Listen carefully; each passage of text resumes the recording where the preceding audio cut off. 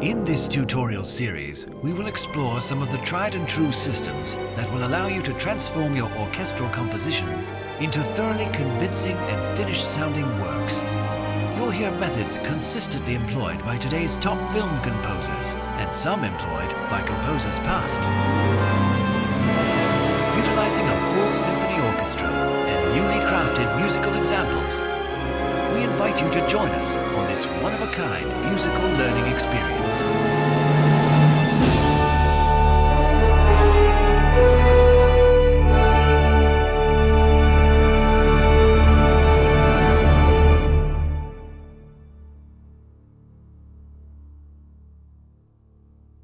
Lesson 5.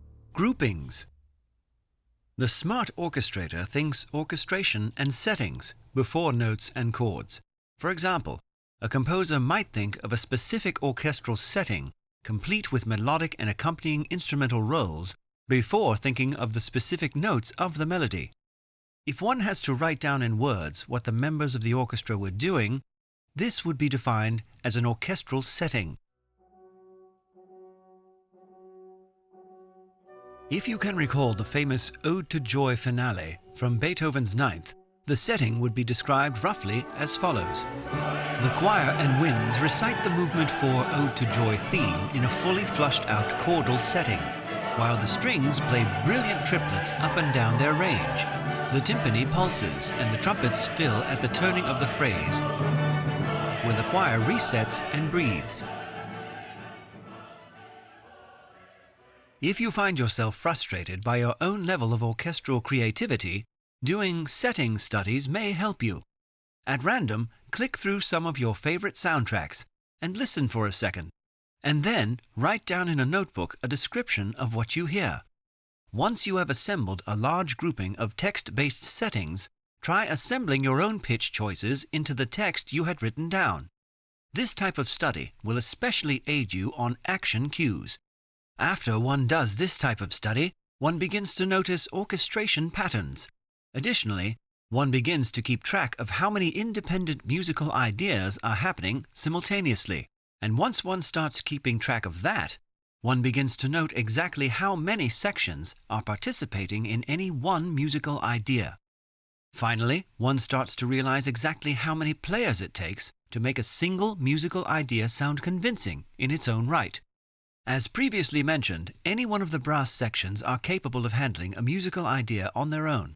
And it is true that brass do especially heavy lifting on bombastic action cues. Yet a brass-only palette quickly becomes fatiguing.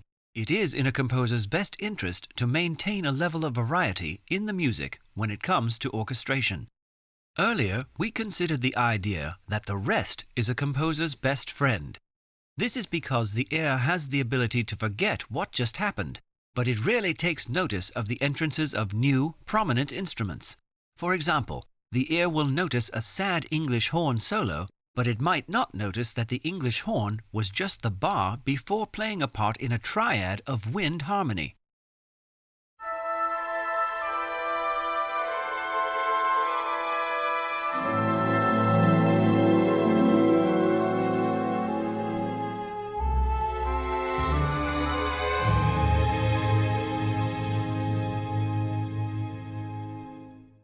If the ideas were connected without the use of the rest, the illusion is possibly lost.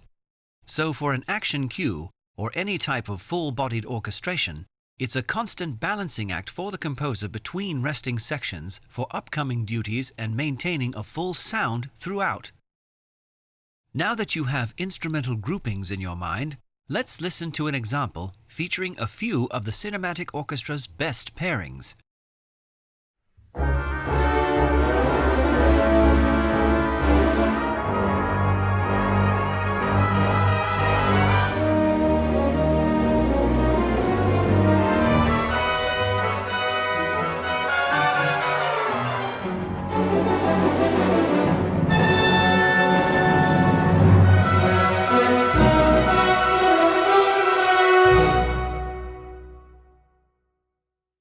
Perhaps the most useful two-chair grouping in the entire orchestra is the bass trombone tuba octave grouping.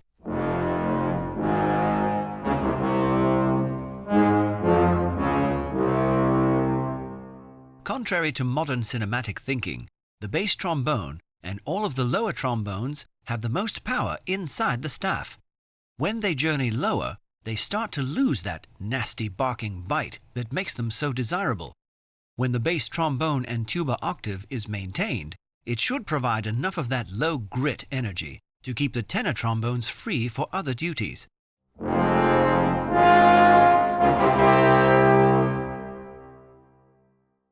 It is in your best interest to constantly maintain this octave, for it is the cutting power of the bass trombone combined with the booming body provided by the tuba, an octave lower, that makes this grouping so special.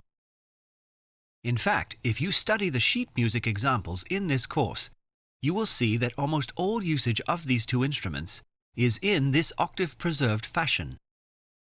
On occasion, the octave needs to be broken. That is because some, or perhaps most, tuba players lack the ability to project with any kind of clarity notes below their low E or F. When you do break the octave, consider that the ear will track this jump. So don't just randomly place the jump where it makes no sense. Instead, place it at the beginning of a phrase or at a turning point of a phrase. The bass trombone tuba grouping is most often accompanied by the low strings.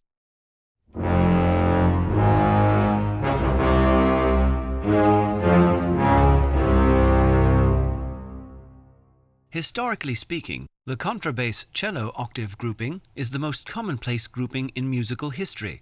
If you look at old scores of the classical era, you will see that nearly every work has a shared written low string part which sounds as an octave when played. The ear is very familiar with this grouping, and even in modern times, it remains one of the most reliable doublings in the entire orchestra. Oftentimes, novice composers will break the bass cello octave in a failed attempt to squeeze some extra lowness out of the cello, but this is ill-advised. It is the instruments themselves that make this grouping low-sounding. For example, this D octave is already low-sounding just due to the physics of the instrument. Instead of mindlessly picking the lowest available desirable tone, why not also shape their line in an interesting way? Consider using contrary motion to a melody above. Let's listen to an example from earlier where the downward jump of the bass and cello octave adds a certain gravitas to the whole ensemble.